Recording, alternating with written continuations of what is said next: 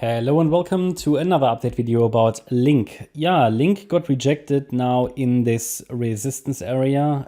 Not that much. I mean, okay, it shows 7.5% to the downside, but overall, looking at the increase, we only so far talking about a retracement, probably of around 38%. Yeah, the 38.2 FIB level was reached. Yep, here at $7.31. But so it's not a major or very strong retracement, crash down, at least not yet. But important is that the price has already reacted twice now here to this resistance area there, at which goes up all the way to $8.47. There are quite a few different patterns that could unfold here and that are relevant in this wave structure. I explained that in previous videos, showed you the different wave counts and everything. Important is though that as long as the price is in this descending price channel, it's constrained by it, okay? And it can just follow here the yellow wave count to lower prices. I will not rule out that we see a break above the price channel. Yeah, I will not rule out that we retest the green resistance line there at $9.50. It would, however, first of all, break above the golden ratio, which is the resistance level here at $7.98.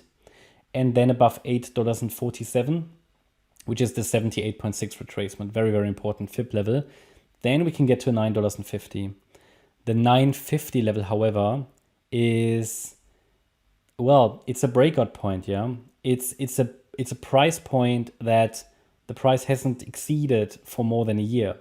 So it hasn't broken above it for a very long time. Actually, well, since 2020, right? But it was, of course, above that price before, but then came down into this price channel here, into this range, and was never able to break above it again.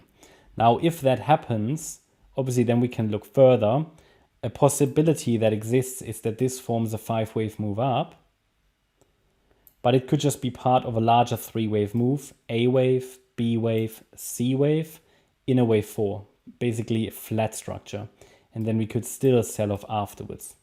But first of all, again, it would need to break out of the range here in the first place. It needs to break out, right? If it doesn't even do that, I have no reason to change my wave count and the relevant resistances. I mean, in the end, we use the micro count here to understand what are the relevant resistance levels, what are the relevant invalidation points for the current downside move, the current move with that downside trajectory that could eventually take us down to $3.50.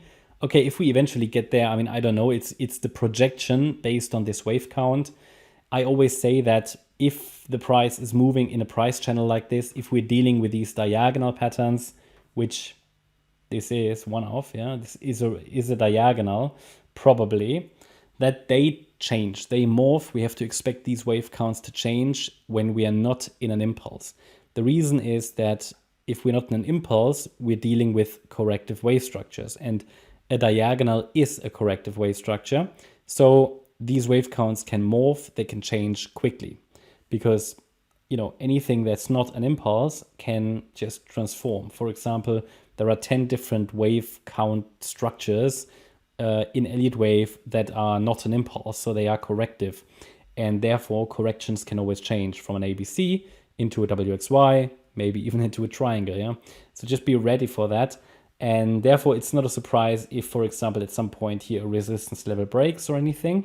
It's just that we're tracking that to understand when the situation on the chart changes. But if a resistance level breaks, it doesn't necessarily mean it's really bullish yet. We need to see 5 waves up and 3 waves down. And why that is so important is we currently see that on the Bitcoin chart, right? We need to wait for that structure to be able to confirm that a low is in. Now, I'm not telling you you need to wait for that structure to make a trade. When you can make a trade when it's right for you and your trading plan, when risk is low and reward is high.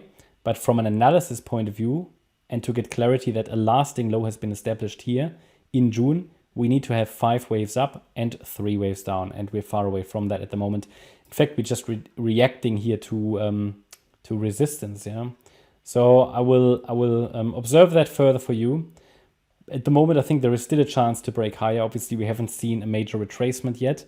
But if it starts to break below the 50% retracement, which is actually at $7 basically, yeah, $7.01, then we're probably starting to basically drop and grind towards the lower support boundary line of the trend channel.